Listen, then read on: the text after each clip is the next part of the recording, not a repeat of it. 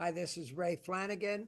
I am Sweet Potato Ray in Bethel, Connecticut. I am with Sheri Goodman Graham, a plant-based lifestyle coach in Leslie, Arkansas. How you doing, Sheri? Hi, Ray. I'm doing great. How about yourself? Good to see you. It's I hope it's Good to warming up see down there a little bit better than it is in New England. you. Oh, yeah, it's warming up here. I'm sorry that you're still having cold weather. So, Spring has sprung. so I've been doing a little research. You said you wanted to talk about longevity today. And I looked at the average lifespan of the American male and female right now. Any ideas what it might be on your end, just off the top of your head? I'm saying the middle 70s. Yes. So men are at 76 years and women are at 81 years. Back in 1974, 50 years ago, males were like 68.2 years, and I think women were a little bit lower as well. So right now, as I am 72 years old, according to our stats, my life expectancy, I've got another 4 years to go. So I think if I was ever going to start taking care of myself, I'm glad I did about 6, 7 years ago. But yeah, so a couple reasons why the life expectancy has gone up. It's not necessarily because people are living healthier as far as what we consume. I think the major contributor to the life expectancy rising in both males and females, any guess what that might be? I don't. Well, I think in our lifetime, one real positive across the United States has been the change in the smoking habits. So back in the day, if I was to walk into your house back in the day, I would say, "Hey, Sheri, could I have an ashtray?" And you would go and Right. find one. Today, It wouldn't be hard to find either. They were on every table. yeah, and back That's true. and today, Smoking. today I wouldn't even walk into your house and say, "Hey, Sheri, do you mind if I smoke?" Because today people don't, unless I saw you smoking, I would never even ask that question, right? Mhm. So that's the major reason. All that lung cancer. Now there's still, unfortunately, there's still a good bit of lung cancer out there for the people that smoke. There's secondhand smoke and there's air pollution because we're managing to pollute the environment a bit. But so Oh, nutritionally,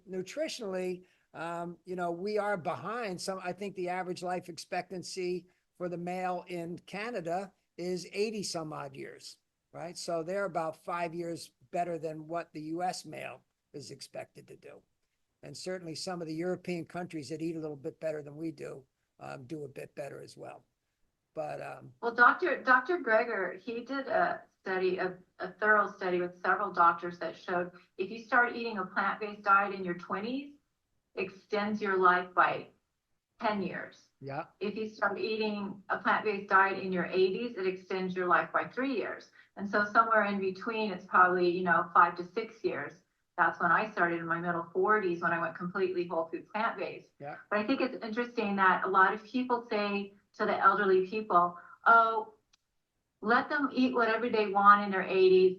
They've lived a long life.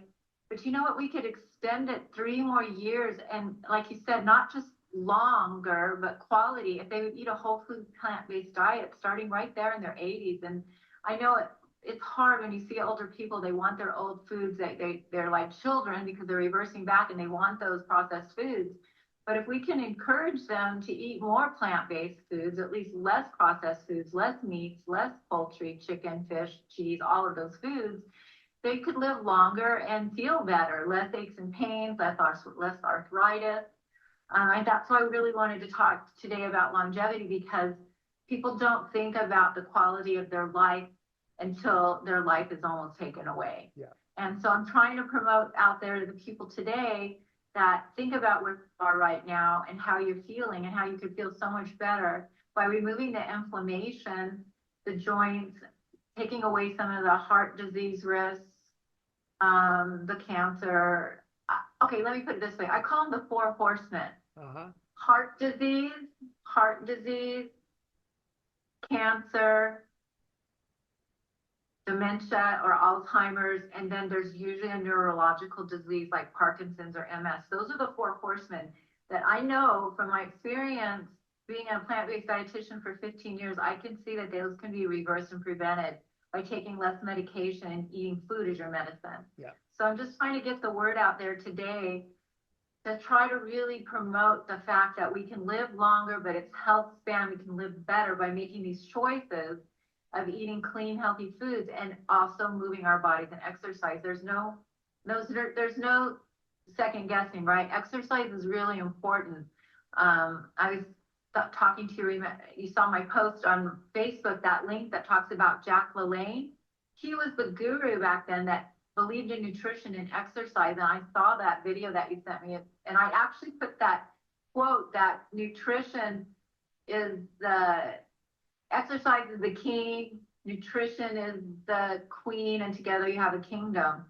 So we're made to eat clean, healthy foods. Our bodies respond really well in terms of reversing any of those four horsemen, and also exercising. Our bodies are made to move. And so we can't give up. We just can't give up. And I think as they've shown, eating healthy, whatever is good for your heart is also good for your brain. So if your heart's getting clogged, all those pathways to the blood circulation in your brain are getting clogged as well. So there's no sense in living to 95 if you're hunched over on a walker or in a wheelchair and don't know what the heck is going on. So it's really about the quality of your life. I mean, no one wants to live another 20 years in misery, right? Right. So it's not just about staying alive. It's about staying alive and still living well. And that's what the beauty and the proof in the pudding in my testimony of being a plant-based dietitian. The body is so forgiving. The endometrial lining in our arteries, that's where we get all of the clarity in terms of our heart and heart disease. Those can be so reversed by removing all the processed foods. We can agree on that. Where do I start? What's the first thing that I do? People ask me, and it's like, remove the processed foods. Yeah. All of the snacky cakes, the chips, the Cheetos, all of the processed foods. And we have to be careful too, because plant-based now is labeling it plant-based, healthy vegan, but those are processed too. Most things that are in a box with the barcode that are in the shelf, those aren't whole food foods that I promote. I'd rather be eating the whole plant. So stay in the grocery aisle where all of the produce is. That's where we want to do the majority of our shopping, and stay away from the boxes that have barcodes, because those are going to get us in trouble. Yeah. There's been a major change in our lifetime with the supermarket and the types of foods that are in the market. As I think I've told you before, I grew up, my father was in frozen foods, and frozen vegetables are still pretty good. I eat frozen fruits. I use some frozen fruits for my smoothies. But the processed stuff, the stuff that's in that box, you can have a box of cooked rice in a bag that could be on a shelf for 20 years, and they're still thinking there's no expiration date on a lot of the processed foods that are in the grocery store. And that just brings me something that I want to remind people too, Ray, when you said processed foods on the shelf, those are what the oils are too. A lot of people don't understand why I'm such a promoter of no oil or eating oil-free, because they are stripped of the nutrition. Yeah. Again, they take those oils, they sit plastic container a lot of times, not even in a glass, and they absorb all of those chemicals from the plastic. They sit on the shelf. We don't know how long they've been there. We don't know where the olives came from. And it's so easy to pour out and get all these loaded calories that we don't necessarily need, especially if you're trying to reduce body fat. So be careful about the oils. I put those in the processed foods category. White flour, white sugar, and oils are all, I consider all of those processed foods. Those are foods that I call adulterated. People say, what does adulterated foods mean? That means they're taking a whole delicious food like an olive, stripping it of its nutrition in terms of its fiber and its vitamins and minerals, and making it an oil with no nutritional value. That's the same with sugar and the same with white flour. There's no fiber, there's no nutritional value, but highly addictive. So once you start on that, you're going to start that whole process of wanting more and more. And once you give up, and that's the hardest part about a plant-based diet in the beginning, and sometimes you just need that support and that accountability. It's like quitting smoking or drinking or drugs. You just have to get off of the sugar, the white flour, and the oils, and after about 3 months, your palate will become alive, and fruits and vegetables taste so delicious. And I'm an advocate of frozen fruit and frozen vegetables. They flash freeze it. They're totally healthy. Sometimes they've even been mentioned to be more nutritious because they haven't been sitting on a cart early picked and losing all their nutritional value by the time they get to you at your shelf at your kitchen. Yeah. So Sheri, when someone comes to you looking to make the change, do you probably have some people that make the change totally all 3 meals a day, or do you have some that just start with breakfast, or how does it usually work with you? With me, I like to go all the way in. I like to take a deep dive. There's no moderation when it comes to these addictive foods. You can't just have a little. But we try to replace those addictive foods, for example, the fats that you're going to be craving. I find a pattern that if you remove the fats, the processed fats, the fried foods, or any of the heavy cheeses that are loaded with saturated fats, you have cravings for sweets. And then if you remove the sweets, then you have a craving for fat. So the cravings go back and forth. So we have to remove them all. We have to replace them with some healthy fat, like a little bit of avocado, for example. That's a soft fat that has a lot of monosaturated fats that are actually can be good for you. You don't want to eat too much when you're trying to lose body fat, but for the transition, I'm always allowing even a little bit of walnuts. A few of those are higher in fat. But again, you don't want to eat a whole bunch of them for weight loss. But during that transition, just have to be careful about what you're removing and replacing, because then you fail and you blame it on the whole food plant-based diet. Oh, that diet doesn't work for me. I was starving. I need my animal proteins. And that's just sometimes not true because you haven't done it completely fairly in a way that's guided, and maybe you need some of that support, the accountability, to have somebody there with you. That's what I'm all about, is like supporting you through that transition so that you can get over that addictive quality and replace it. What do I replace it with? But I can tell everybody, just eat more fruits and vegetables. Begin there, adding more fruits and vegetables to your diet and removing the packaged goods. Clean out the kitchen, clean out your refrigerator and your cabinets, and see that all those packaged goods, even the snack cakes and the granola bars, some of those things are labeled healthy when they're really not. Read your labels. You'll see trans fats and saturated fats. If it's more than 3 to 5 ingredients, then it's probably not a whole food. It's probably a processed food. I'm sure you have some issues when you have families that maybe the wife wants to try it and the husband doesn't, or they have kids that are into junk foods. What do you suggest to them? I think is it all or nothing? It's So very true. difficult for someone to go buy it if the kids are all eating cookies all day long, You know and what? they're there. Yeah. It's so true. It's hard because the children are already hooked, and to take away their candy or their cookies creates dissatisfaction in the family.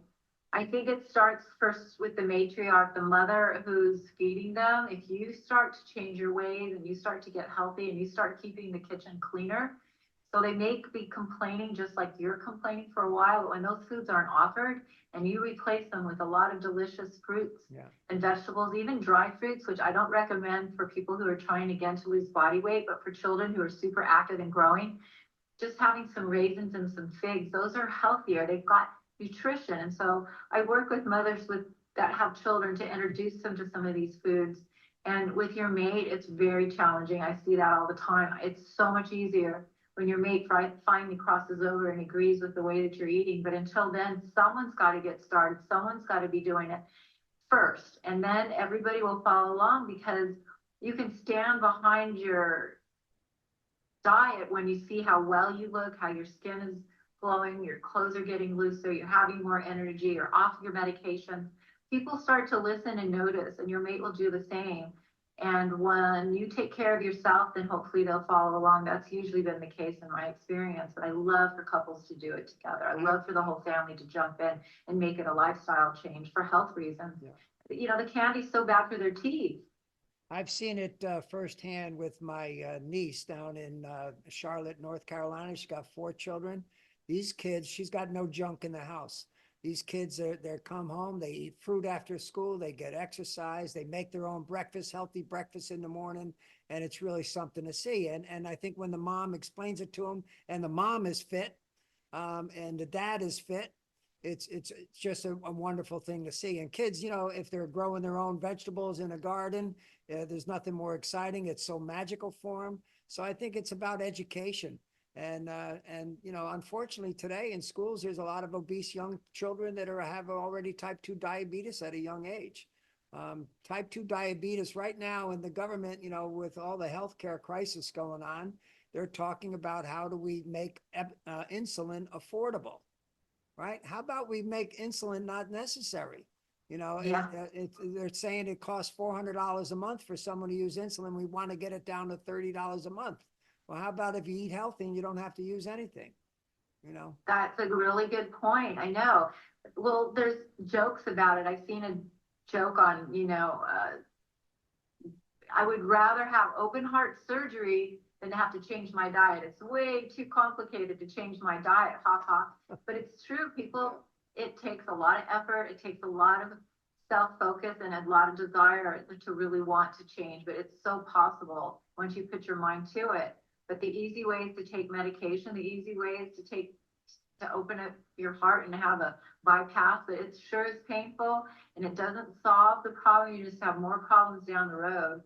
So, that's why we're talking about longevity. How do you want to live the last part of your life in terms of health span, feeling good and having energy, being able to move your body, to tie your shoes? As we age anyways, it's so much better to already be in health like yourself, Ray, as we're getting towards the later part of our life.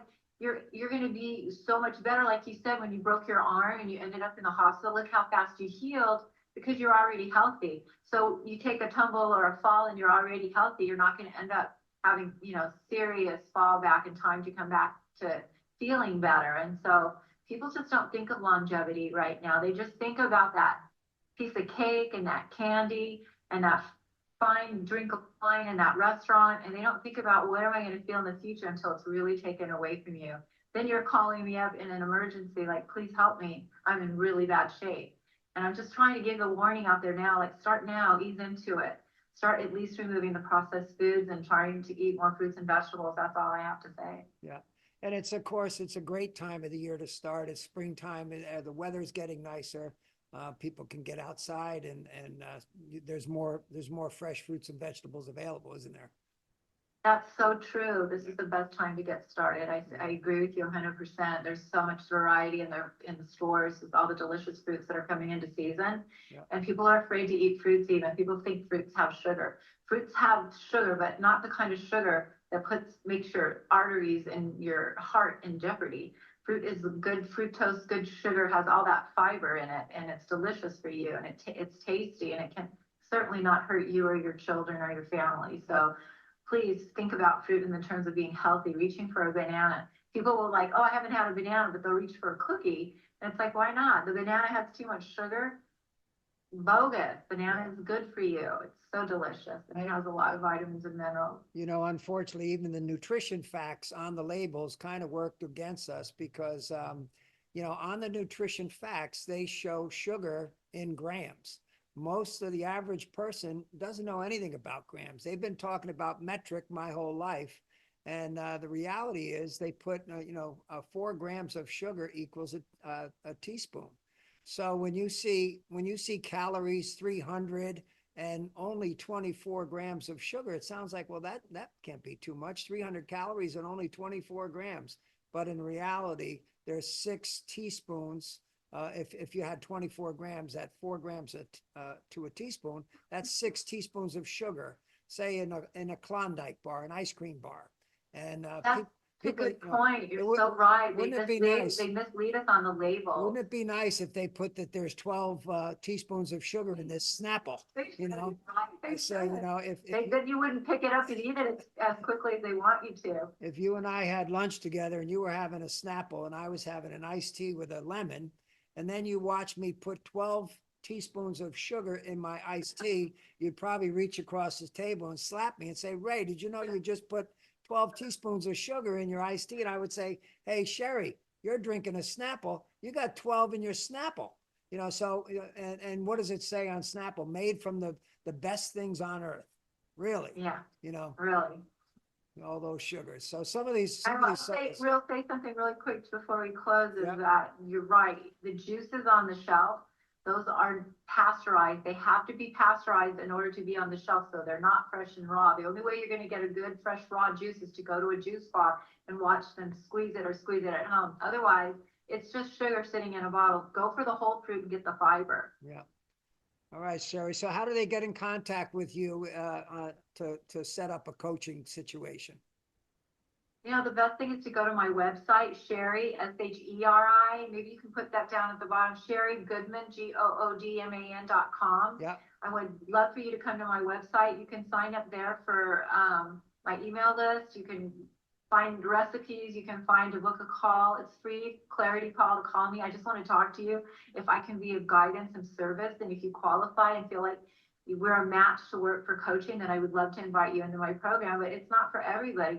I'm only looking for people who really want to do this, Right. who are just been wanting to make a lifestyle change, because it's not a diet, it's a lifestyle change. Absolutely.